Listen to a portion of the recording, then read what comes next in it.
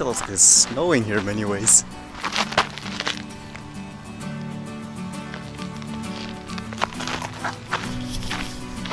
I'm actually curious why it all lands on the exact sides here.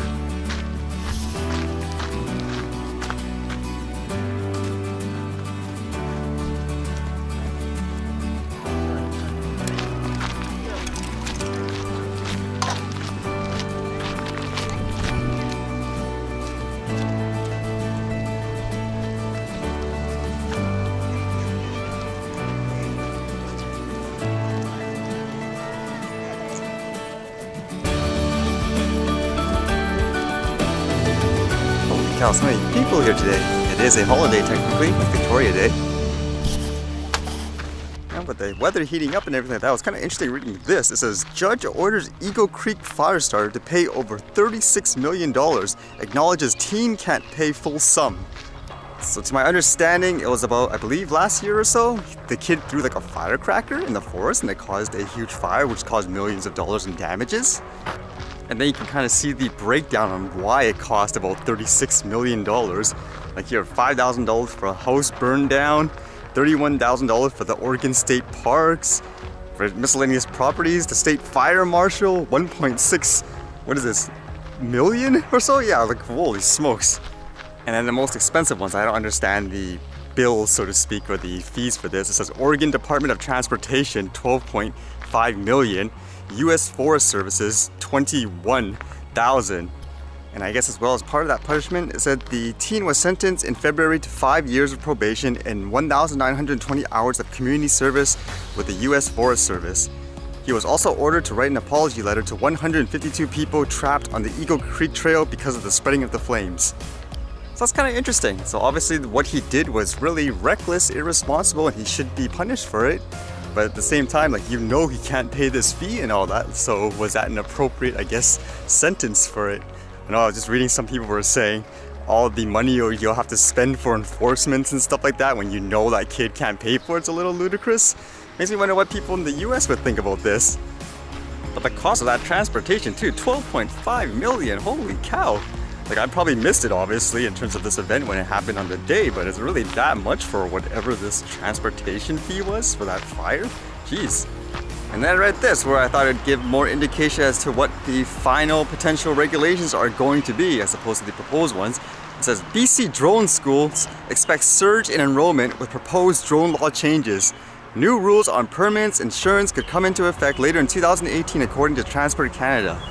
Actually, funny enough, the first thought I had with this is another drone school related article with the laws and all that. Because drone schools in BC are expecting to see an increase in enrollments as the federal government prepares to unveil new laws governing drone flights later this year. Drones are a hot market in the province, where everyone from realtors to wedding video companies are looking for people to capture pictures and sweeping aerial shots. Paul Bennett with the Aerobotica, a drone education company based in Metro Vancouver, said this has kept his schedule busy. Our numbers have actually increased, he said, more than doubled if not tripled this year over last year, even though the new regulations aren't in place. Actually, it's kind of funny with the way this is written, like he was saying how his business has tripled and all that, as if it's a surprise. I don't see why it would be a surprise, because people are in many ways are kind of afraid, so to speak, of what's new. They don't want to get in trouble, so why wouldn't that benefit, like say, a commercial school or anything like that, right? Bennett is on the board of a group called Unmanned Systems in Canada, which represents commercial unmanned aerial vehicle users.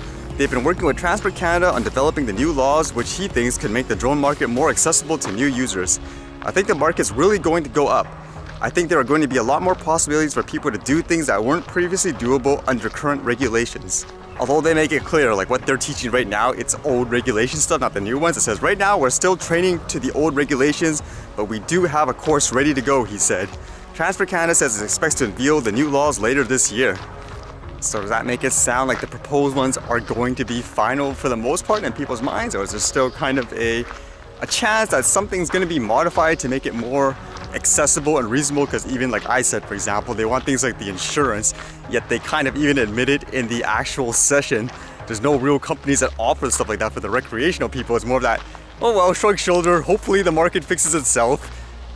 And the other thing I was thinking of, which was kind of a theme when this thing all began in the beginning, like it says this guy represents basically the commercial people, And it makes me think again, okay, all these laws in many ways, it affects these recreational flyers. Where's all the recreational flyers in this stuff? It seems like it's always commercial and business people making comments and stuff like that here. It actually kind of reminds me of a conversation I had with a person before in terms of, I guess, having recreational drone flyers kind of, I guess, give out the point of view and all that. Like I even said before, you basically need to support more things like that, like things getting out in the public, showing them how, you know, simple it is, use videos or whatever. But funny enough, like in this case anyways, like I can see with commercial companies, it's probably a little easier to quote band together to show stuff like that. Whereas I know for most recreational people, they want to hide behind the scenes. They don't really want to do anything about it because they're afraid of being punished. So that kind of makes it harder.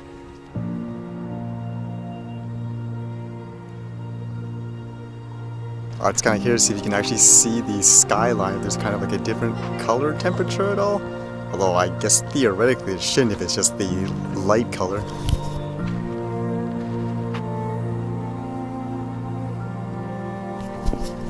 It's kind of funny because when I'm looking at the sky here, it's about 9 degrees here. But as I go up and up and up, it goes 5, 4, 3, 2, 1. Now it's minus as I aim up there. Although funny enough with that, it actually does correspond with the color. It's actually kind of reddish up here, and then it goes up, it gets blue, and then more dark, kind of pitch black and so forth. So I guess it does kind of work with the sky temperature as well.